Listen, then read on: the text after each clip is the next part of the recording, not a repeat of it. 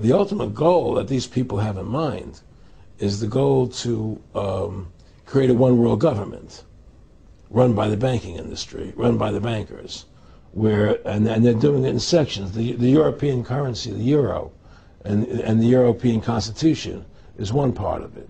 Now they're trying to do it in America with the North American Union, right? And they want to create a new currency called the Amero, right? And the whole agenda is to create a one-world government where everybody has an RFID chip implanted in them.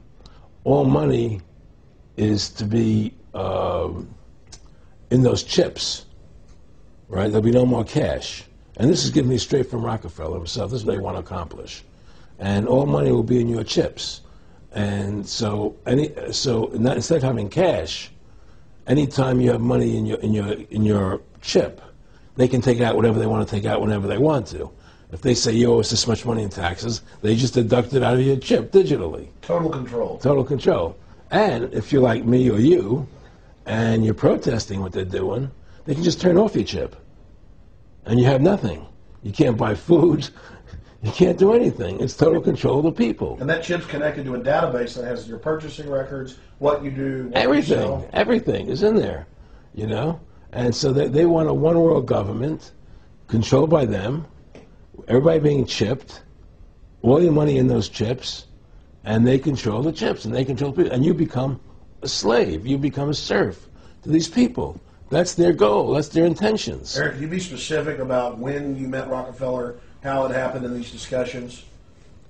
I met Rockefeller through a female attorney I knew who called me up one day and said, one of the Rockefellers would like to meet you. I had made a video called Mad as Hell, and he'd seen the video and wanted to meet me and knew I was running for governor of Nevada.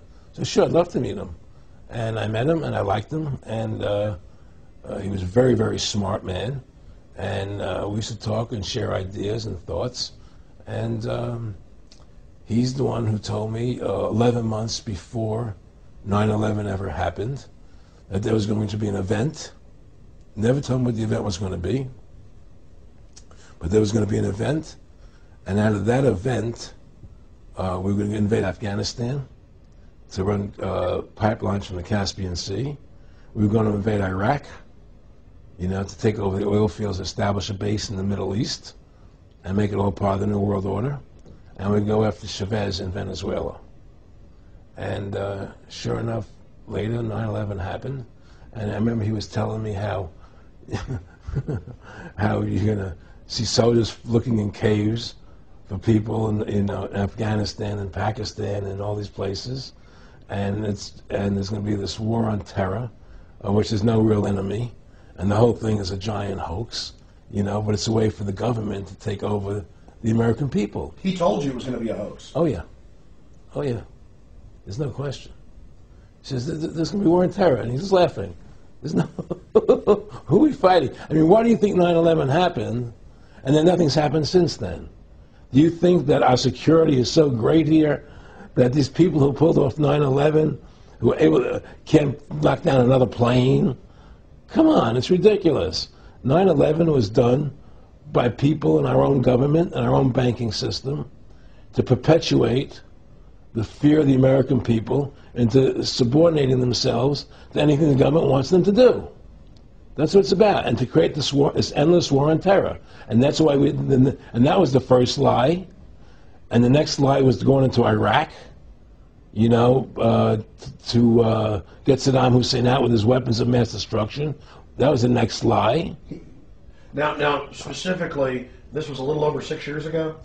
This was... 11 months before 9/11. Yeah. And Nick Rockefeller, he's a lawyer, he's become your friend over the previous years, and he's saying to you that there's going to be this big event, and then out of that we're going to have a war on terror, and it's just going to go on and on. Right. An endless war on terror without any real enemy. That you can never, so you can never define a winner. And did he say that it's going to be perfect because you can't define an enemy, it just goes on and on? Yeah, because you can't define a winner. There's no one who's on to beat, so it goes on and on forever. And they can do whatever they want. They scared the hell out of the American public. Look, this whole war on terror is a fraud. It's a farce. It's very difficult to say it out loud because people are intimidated against saying it. Because if you say it, they want to make you into a nutcase. But the truth has to come out. That's why I'm doing this interview. The fact of the matter happens to be that the whole war on terror is a fraud. It's a farce. Yeah, there's a war going on in Iraq because we invaded Iraq. And people over there fighting, But the war on terror, that's a joke, And until we discover what really happened on 9/11 and who was responsible for 9/11, because that's where the war on terror emanates from. That's where it comes from. It was 9/11 that allowed this war on terror to begin. And until we get to the bottom root of 9/11, the truth of 9/11, we'll never know about the war on terror. Aaron, you said that he was, and I think it's important, and I know this about the Rockefellers from Dr. Dennis Cuddy and many others who literally, you'll be 20 years old in a lunch line at college, and there's David Rockefeller. And they're experts at recruiting and getting what they call players, and that clearly he was, I want to make it specific and just get you to reiterate what you said last night about you got 30% of the vote, you were having an effect, you made mad as hell, they knew that you'd started the Constitution Party, they knew that you were somebody who was taking action and getting things done, you'd already made some big films, had a lot of other successes, right. So they were trying to recruit you, and didn't it come down to the point of, hey, we are here to recruit you, and don't worry, your chip's going to say, don't mess with us, this guy's don't touch. Yeah, yes, that did happen. I was definitely being recruited, but it's more subtle than that. Well, in your words, just go through the process, and then what he said. Well, what it is remember, we were friends, and we used to come to my house a lot. We'd have dinner, we'd talk, and he'd tell me about business investments, how you get involved in, or they would help me with this business investment or that business investment. And was I interested in joining the Council on Foreign Relations? I would have to get a letter to join them, but was I interested in that? And, just stuff, leading you on. And I used to say to him that I never really did that because that wasn't where I was coming from. As much as I like you, Nick, your ways and my ways, we're on the opposite side of the fence. I don't believe in enslaving people, And he would come back with, oh, I do? Or? Well, it would be more like, It's better for them. Well, it's more like, how do I put it? It was like, what do you care about them? What do you care about those people? What difference does it make to you? Take care of your own life. Do the best you can for you and your family. What do the rest of the people mean to you? They don't mean anything to you. They're just serfs. They're just people. It was just a lack of caring, and that's just not who I was. It was just sort of like cold, it was just like cold, and I used to say to him, what's the point of all this? You have all the money in the world you need. You have all the power you need. What's the point? What's the end goal? And he said the end goal is to get everybody chipped, to control the whole society. To have the bankers, the elite people, the bankers and some governor controlling the world.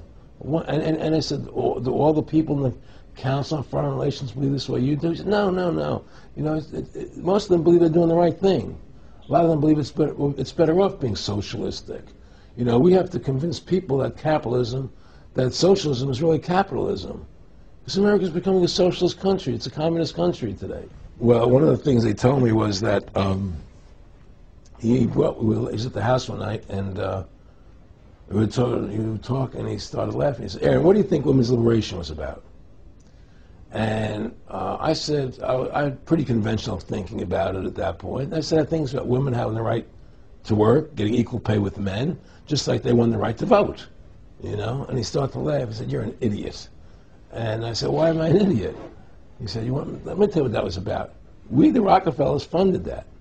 We funded Women's Lib, And we're the ones who got all over the newspapers and television, the Rockefeller Foundation. He says, and you want to know why? He said, there were two primary reasons. And one reason was we couldn't tax half the population before Women's Lib. And the second reason was, now we get the kids in school at an early age. We can indoctrinate the kids how to think. It breaks up their family. The kids start looking at the state as the family, as the school, as the officials, as their family, not as the parents teaching them. And so those are the two primary reasons for women's lib, which I thought up to that point was a noble thing.